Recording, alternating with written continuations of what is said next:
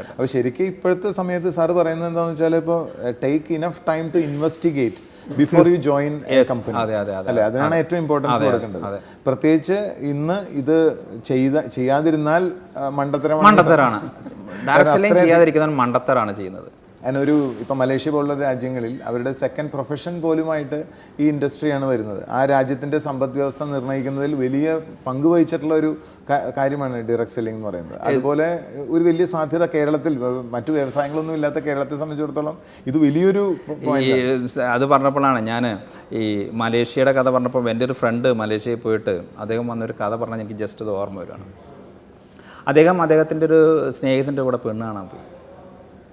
നമ്മുടെ നാട്ടിൽ ഇപ്പോൾ നമ്മുടെ വീട്ടിൽ നമ്മുടെ പെങ്ങളെയോ മകളെയോ ആരെങ്കിലുമൊക്കെ വിവാഹാലോചനയ്ക്ക് വരുമ്പം നമ്മൾ ചെക്കൻ്റെ സ്വത്ത് ചോദിക്കും, ചെക്കൻ്റെ ജോലി ചോദിക്കും, ചെക്കൻ്റെ അപ്പൻ്റെ ജോലി, അപ്പൻ്റെ സ്വത്തൊക്കെ ചോദിക്കും.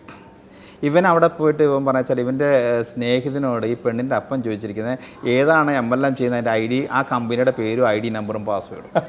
ഈ ഒരു സ്ഥിതി എനിക്ക് തോന്നുന്നത് നമ്മുടെ നാട്ടിലും വലിയ വിദൂരത്തൊന്നുമല്ല. ഇന്നത്തെ ഇനി അടുത്ത തലമുറ ഇന്ന് ഒരു 5 വർഷം കഴിയുമ്പോഴൊക്കെ എനിക്ക് തോന്നുന്നത് നമ്മുടെ നാട്ടിലും ഈ വരാൻ പോകുന്നൊരു സംഭവം വെച്ചാൽ ഒരു പെണ്ണ് കാണുന്ന ചടങ്ങിൽ വരുവാണ്. ഇപ്പോൾ ചെക്കൻ ചെയ്യുന്ന ഏതാണോ ഡയറക്റ്റ് സെല്ലിംഗ് കമ്പനി അതിൻ്റെ കമ്പനിയുടെ ID നമ്പറും പാസ്വേഡും, എന്നിട്ട് ആ പെണ്ണിൻ്റെ അപ്പൻ എന്താ പറയുക സൈറ്റിൽ കയറി അടിച്ചു നോക്കുക, എന്നിട്ട് തീരുമാനിക്കും ഇവനും പെണ്ണിനെ പിടിച്ചു കൊടുക്കണം എന്നുള്ളൊരു കാലഘട്ടത്തിലേക്കാണ് ഇവിടെയും പോകുന്നത്. അതൊന്നും വലിയ വിദൂരം. വളരെ ശക്തമായിട്ടുള്ള മുന്നേറ്റമാണ് ഈ മേഖലയിൽ. ഈ ഒരു നിയമത്തിന് അത്രയധികം ഇംപ്ലിക്കേഷൻസ് ഉണ്ട് അല്ലേ? തീർച്ചയായും കൺസ്യൂമർ പ്രൊട്ടക്ഷൻ ആക്ട് വന്നതിന് ഇത്രമാത്രം ഇമ്പാക്റ്റ് ഉണ്ട്. ഇത് അംഗീകരിച്ചു. C it is legalised. തീർച്ചയായിട്ടും ലീഗലൈസ്ഡ് ആയി കഴിഞ്ഞ് കഴിഞ്ഞാൽ പിന്നെ ഒരു എക്സ്പ്ലോഷൻ അതിനുള്ളിൽ നടക്കും.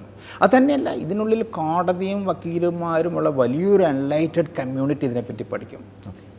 തീർച്ചയായും എപ്പോഴാണോ ഇപ്പോൾ നമ്മുടെ സ്വാതന്ത്ര്യ സമരം എടുത്തേക്കും, എപ്പോഴാണോ ഒരു എൻലൈറ്റഡ് കമ്മ്യൂണിറ്റി, സിപ്പായിലകളെ തുടങ്ങിയ ഒരു സാധനമാണ്, എപ്പോഴാണോ ഒരു എൻലൈറ്റഡ് കമ്മ്യൂണിറ്റി അതിനെപ്പറ്റി അറിവ് നേടിയത് അന്ന് മുതൽ അതിൻ്റെ ദിശ മാറി, അതിൻ്റെ രൂപം മാറും. തീർച്ചയായിട്ടും മാറും. അപ്പോൾ ഈ ഒരു നിയമത്തിന്റെ സംരക്ഷണം വന്നതോടുകൂടി കൂടുതൽ പ്രൊഫഷണൽസിലേക്ക് തീർച്ചയായിട്ടും കൂടുതൽ ഡോക്ടേഴ്സ്, ചാർട്ടേഡ് അക്കൗണ്ടന്റ്സ് അല്ലെ, അഡ്വക്കേറ്റ്സ്. അപ്പോൾ അതിന്റെ ഒരു റിഫ്ലക്ഷനാണ് ഇന്നിപ്പോൾ സാർ ഇവിടെ വന്നിരുന്ന് നമ്മളോട് സംസാരിക്കുന്നത്. ഇതൊരു അഡീഷണൽ ഇൻകത്തിന്റെ ഒരു സോഴ്സാണ്. 1. 2, ഇനിയും നമ്മുടെ നിയമം ഇതിനെപ്പറ്റി ഇനിയും നവീകരിക്കേണ്ടിയിരിക്കുന്നു.